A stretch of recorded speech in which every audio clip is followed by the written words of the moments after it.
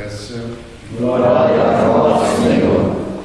Naquele tempo, o anjo Gabriel foi enviado por Deus a uma cidade da Galileia, chamada Nazaré, a uma virgem prometida em casamento a um homem chamado José. Ele era descendente de Davi, e o nome da virgem era Maria. O anjo entrou onde ela estava e disse: Alegra-te, cheia de graça, o Senhor está contigo. Maria ficou perturbada com essas palavras e começou a pensar qual seria o significado da saudação. O anjo então disse-lhe: Não tenhas medo, Maria, porque encontraste graça diante de Deus. Eis que conceberás e darás à luz um filho, a quem porás o nome de Jesus. Ele será grande, será chamado Filho do Altíssimo, e o Senhor Deus lhe dará o trono de seu pai Davi. Ele reinará para sempre sobre os descendentes de Jacó, e o seu reino não terá fim. Maria perguntou ao anjo: Como acontecerá isto se eu não conheço homem algum? Se eu não vi homem algum? O anjo respondeu: O Espírito virá sobre ti, e o poder do Altíssimo te cobrirá com a sua sombra. Por isso, o menino que vai nascer será chamado Santo, Filho de Deus. Também Isabel, tua parenta, concebeu um filho na velhice. Esse já é o 6º mês daquela que era considerada estéril. Porque para Deus nada é impossível. Porque para Deus nada é impossível. Maria então disse: Eis aqui a serva do Senhor, faça-se em mim segundo a tua palavra. E o anjo retirou-se. Palavra da salvação. Glória a vós, Senhor.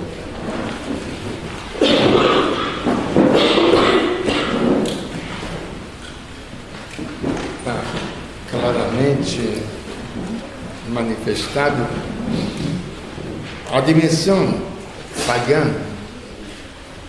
O que era a dimensão pagã? Antigamente nós considerávamos os índios eram pagãos porque eram ignorantes, ou outros que nunca tinham ouvido falar do Evangelho eram os pagãos. O mundo moderno é pagão, sem Deus. E na prática, o que se educa os filhos agora, mentalidade de todo mundo: como é que eu vou tirar meus filhos deste mundo? Você não tira deste mundo.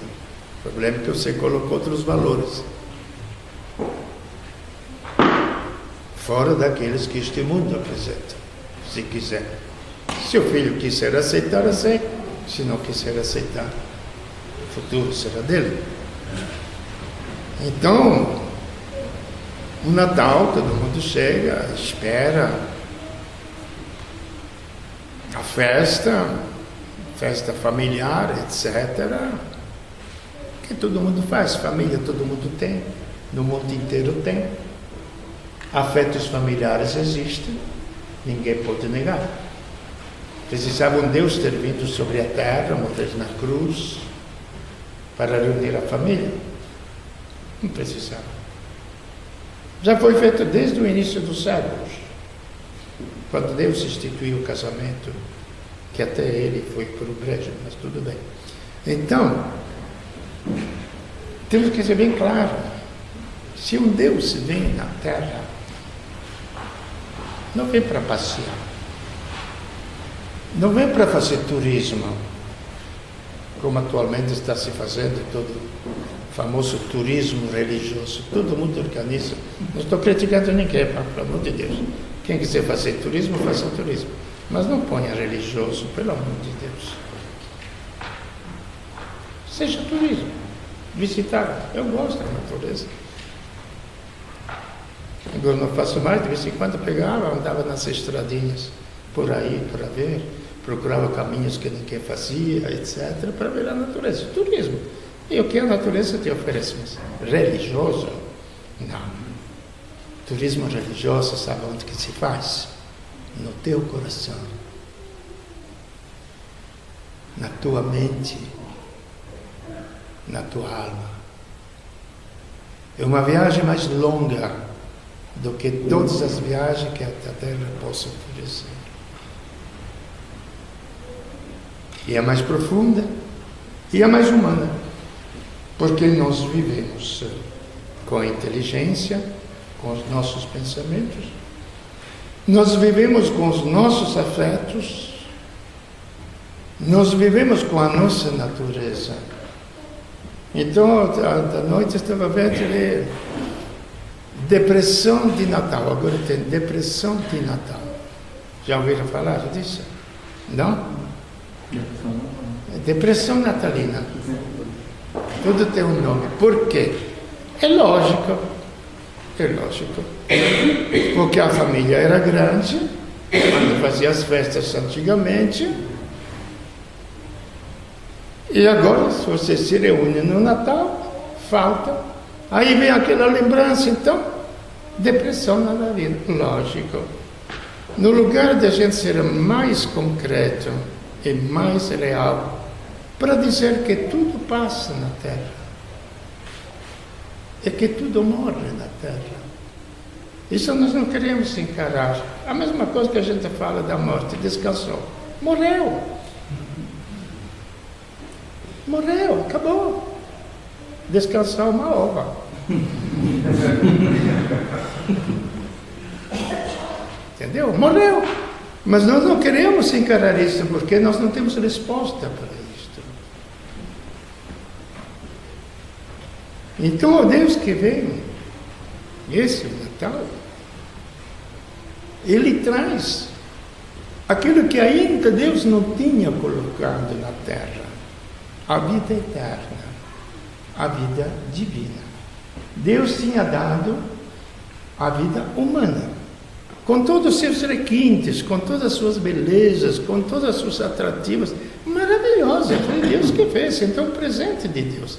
Se nós olharmos os afetos humanos e sentimentos humanos, que depois, na maternidade, olhando os bichos aqui, quando tinha a cadela, etc., que criavam os filhotes, é uma coisa incrível, que Deus já colocou. É uma vida, gente, ninguém despreza esta vida. Mas não basta. Não basta para o coração humano. Fizeste-nos para vós, ó Deus. E o nosso coração estará inquieto, até que não repousar em vós. Nosso coração é como uma pessoa que tinha uma coisa que gostava muito, né? O que usava muito, que perdeu, procura, até achar aquilo, porque é a mente que busca aquilo lá. Onde que está, onde não está, não?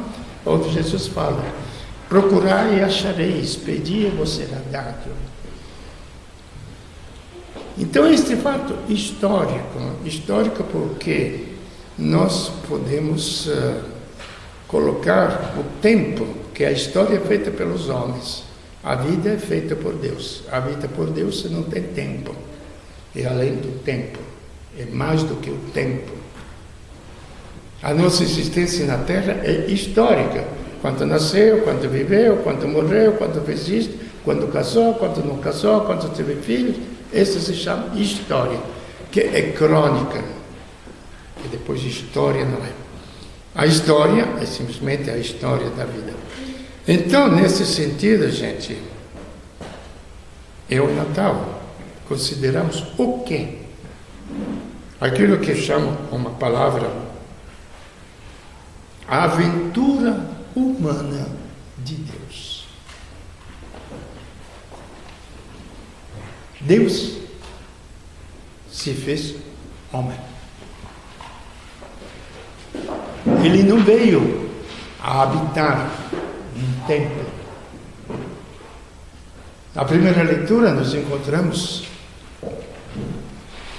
Davi, que tinha construído o seu palácio de ouro, de cedro, de tudo, e ele se queixando que ele morava num palácio e Deus morava numa tenda.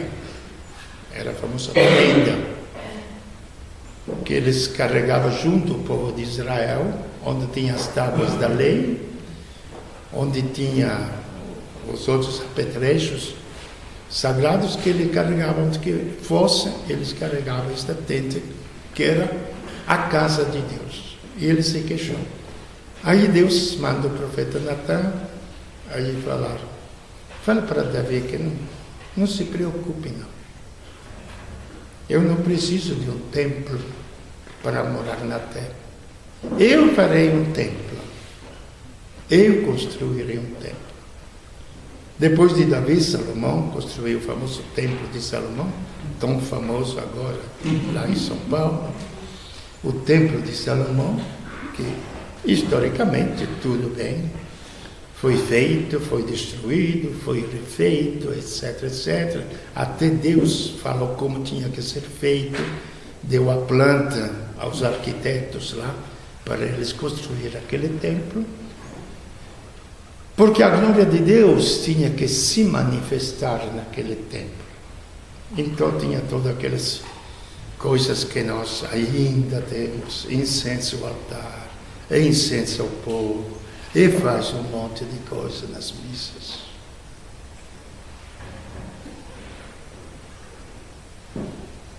Gente, será que incenso atinge a vossa inteligência? A minha não. Será que o incenso atinge o vosso coração? Onde vive a alegria ou a angústia?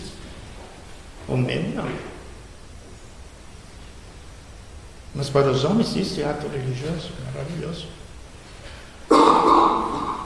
Mas uma vez, isso não é uma crítica que eu quero fazer aos rituais dentro da igreja. Eu vivi neles, cresci neles.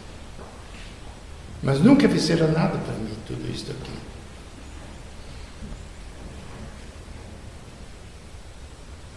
Porque quando consideramos que Deus veio viver a aventura humana, Ele entrou no âmago do ser humano.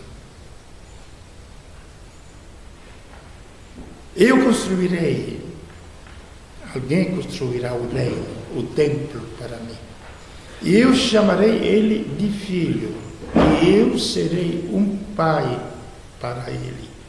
E o seu reino não terá fim.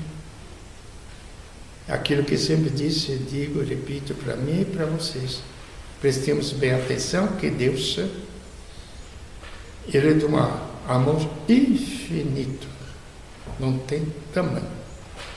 Se o amor de uma mãe com um filho drogado, com um filho perdido, com um filho delinquente, com um filho assassino é tão terno, tão maravilhoso, e é simplesmente um respingo do amor de Deus, imagino que não deve ser o amor de Deus, que será a capacidade de compreender os erros dos homens, a fraqueza dos homens, a miséria da humanidade.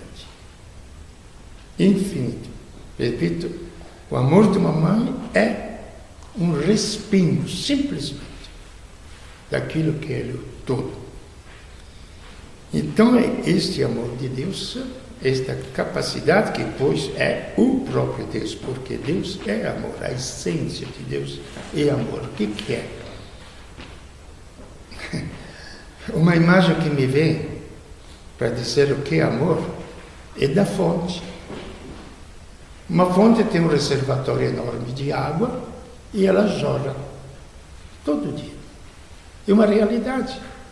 E esta fonte pode beber bêbado, homens, mulheres, animais,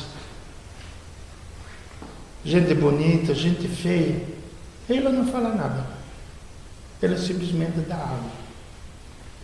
É assim aquilo que nós chamamos Deus amor, uma fonte eterna de vida, com um reservatório eterno, infinito, que derrama sempre, não as bênçãos, mas a vida. Não as bênçãos, mas a vida. O azar é que nós muitas vezes procuramos em Deus as bênçãos, as coisas, o bem-estar, isto, aquilo, não a própria vida. Talvez porque não tenhamos entendido aquilo que ele veio trazer. Então esse é meu filho. Eu chamarei ele de filho.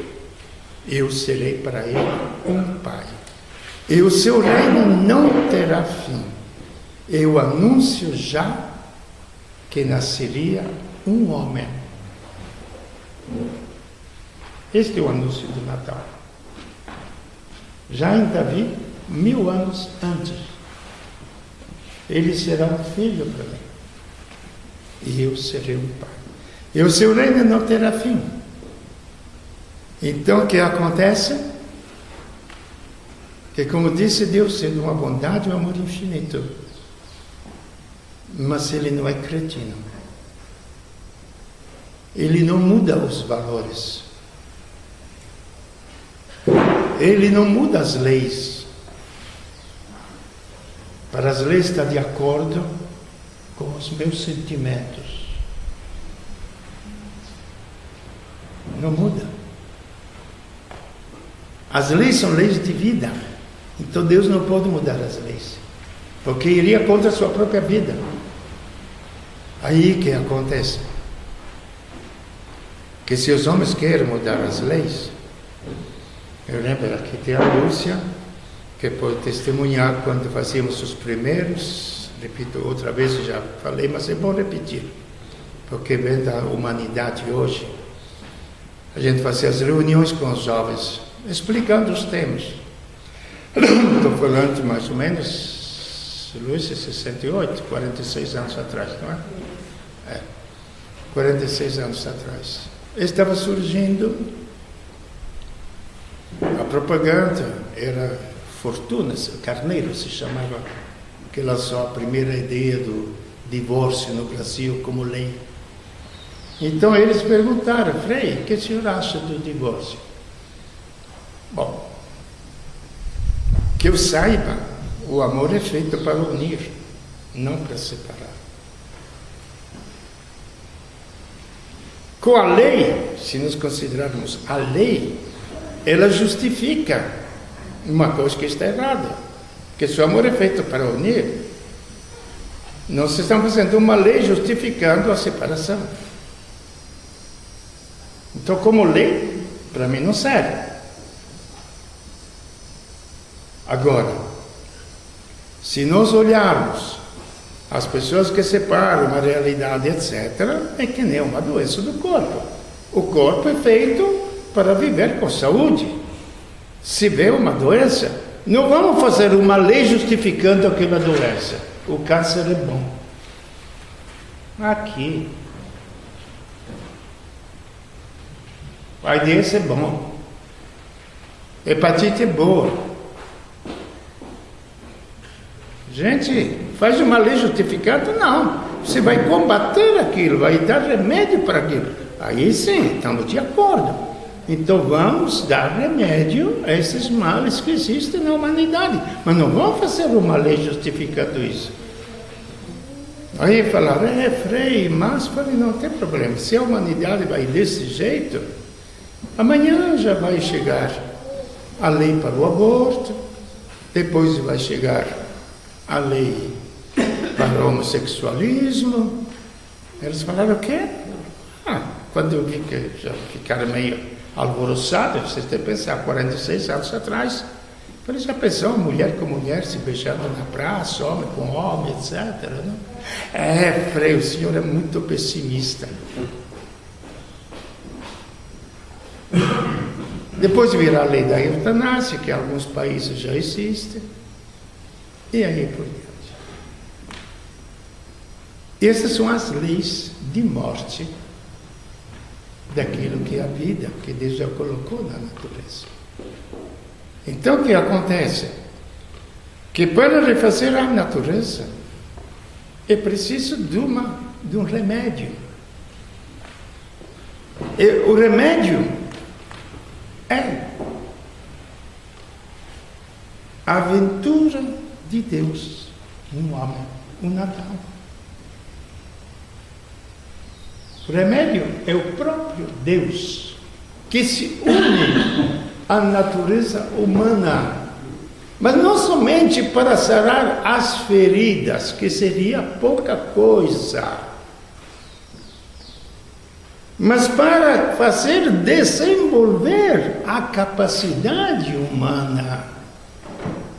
A graça desenvolve também a nossa capacidade humana, começando pela capacidade física, psíquica, intelectual, afetiva, sentimental e última, física.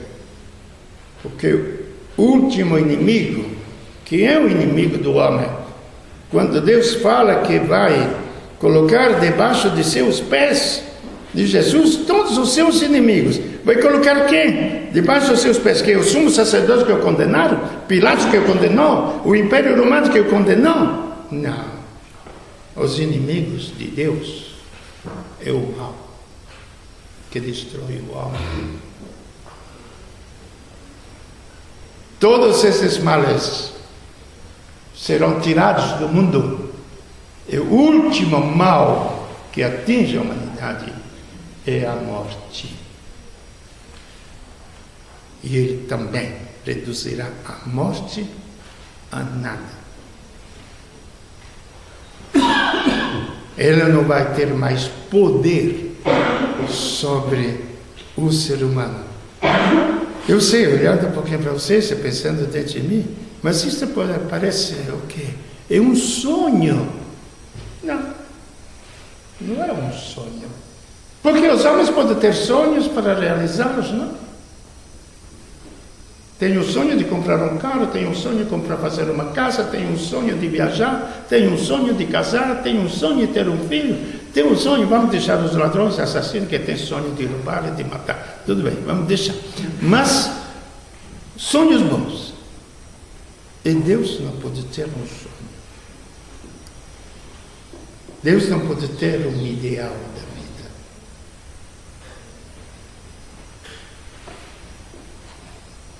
E Ele só poderia fazer isto não habitando num templo.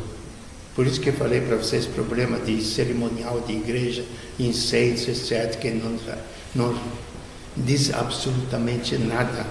Todos os vivas que nos cantamos na igreja também não diz absolutamente nada. Porque o louvor de Deus não são mais todas estas coisas exteriores. Você sabe qual é a glória de Deus? No Antigo Testamento, era lá no Templo de Salomão, tanto que a samaritana pergunta a Jesus, onde precisa adorar a Deus? Aqui no Monte Garizim ou lá em Jerusalém? Não, é em Jerusalém. Quer dizer, ele segue a história. Ele mandou construir aquele templo em Jerusalém. Mas de agora em diante Deus não vai ser adorado mais, nem em Jerusalém, nem no Monte Garizim. Por quê? Deus quer ser adorado, quer ser respirado, sugado, devorado. Deus, pela nossa inteligência, pela nossa alma e pelo nosso coração. Isto é adorar a Deus. E como a criança que chupa o alimento do corpo da própria mãe, o leite materno, assim a criatura humana, esse é o sentido da oração, chupa, tira gota por gota, Deus, para ele se alimentar, para ele crescer como ser humano, porque a glória de Deus foi um homem que de esplendor não tinha nada, de poder menos ainda, não tinha lugar sobre a terra aonde nascer. Quando pediram para ele para o seguir, ele falou: as raposas têm suas tocas, as aves têm seus ninhos, o filho do homem não tem onde repousar a cabeça. Este era o homem de Deus. Para vocês verem como cai no chão todas as vaidades humanas, através das quais o ser humano pensa de se realizar. Caem todas. Como é que juntamos, gente, uma fé desta com uma vida depois totalmente diferente disso? Como é que junta? Podemos não ter alcançado isso, mas pelo menos na nossa mente deve ser muito claro quais são os valores. De outra forma não teremos fé nenhuma. Fé nenhuma. É melhor jogar na lotérica, gente. Aí o ser humano será preenchido por Deus. E naquele homem, abandonado na cruz, feito por Deus na cruz, quando tudo humanamente tinha fracassado. Tinha fracassado os discípulos, que tinha fugido. Tinha fracassado aquele que seria o primeiro Papa, que o renegou. Tinha fracassado a sua ideia do reino, que entenderam de maneira errada, como Judas, que Judas pensava que ele fosse reconstruir, e junto com ele também os outros apóstolos, que ele fosse reconstruir o reino de Israel. E como não deu certo, está aqui, não presta, tem que ser condenado, está enganando o povo, está dando ilusões para o povo. Tinha fracassado totalmente a sua vida, tinha fracassado o seu sonho de redimir a humanidade.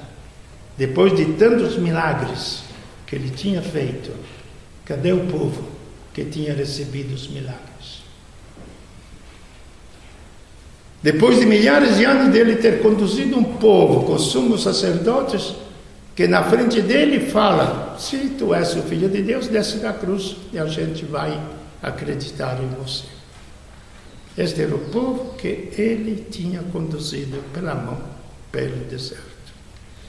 Só para entender um pouquinho o que são as nossas igrejas, viu, gente? Nada mais, para meditar um pouquinho em profundidade aquilo que acontece nas nossas comunidades, assim chamadas religiosas, não é? Mas ele acreditou quando humanamente tudo tinha sido perdido. E na angústia mais total, sabia que tinha alguém que fazia a história. Não era ele, o carpinteiro, mas era Deus. Por que me abandonaste? Tem problema. Nas tuas mãos entrego o meu espírito. Como Maria falou: como é que vai acontecer isso? Eu não tive relação com o homem. Maria, não se preocupe. Deus vai agir em você e você vai gerar um filho. Inacreditável, sob qualquer ponto de vista, etc, etc. Não vamos analisar aqui o estado de Maria. Mas precisou, isto é verdade, na fraqueza humana que temos. O anjo logo continua: olha, para você crer que Deus pode fazer tudo, olha sua prima Isabel, que já está velha, não podia ter filho, ela já está grávida no 6º mês. Como? Então, porque a Deus nada é impossível.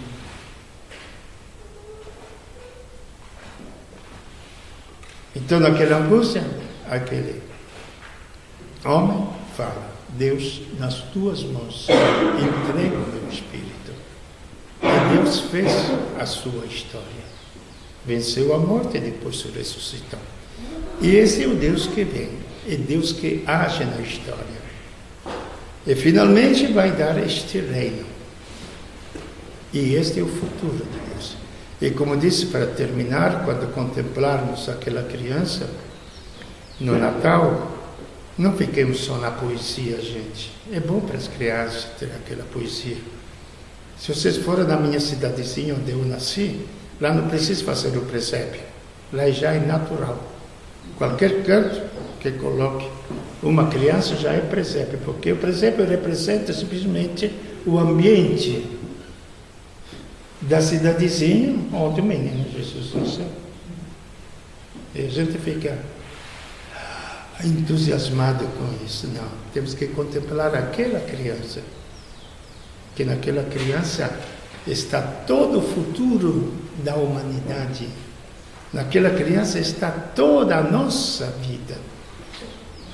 Está todo o nosso futuro, a nossa glória, a nossa dimensão de vida. Naquela criança, aquele é o presépio. E aquela criança.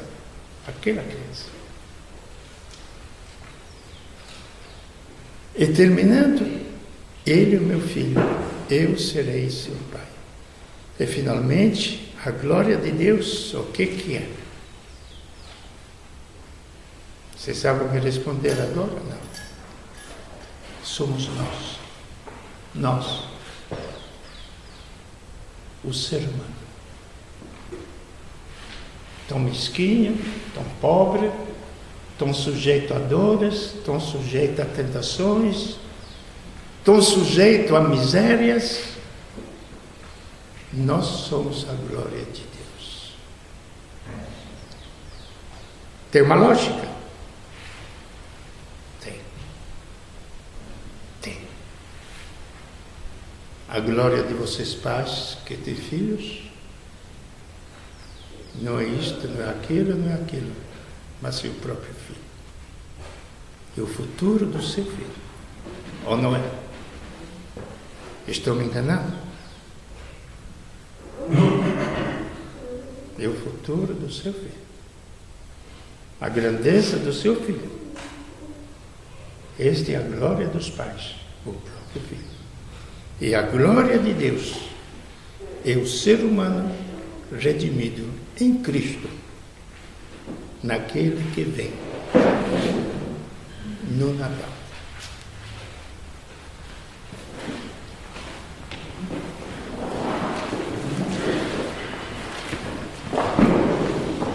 Creio.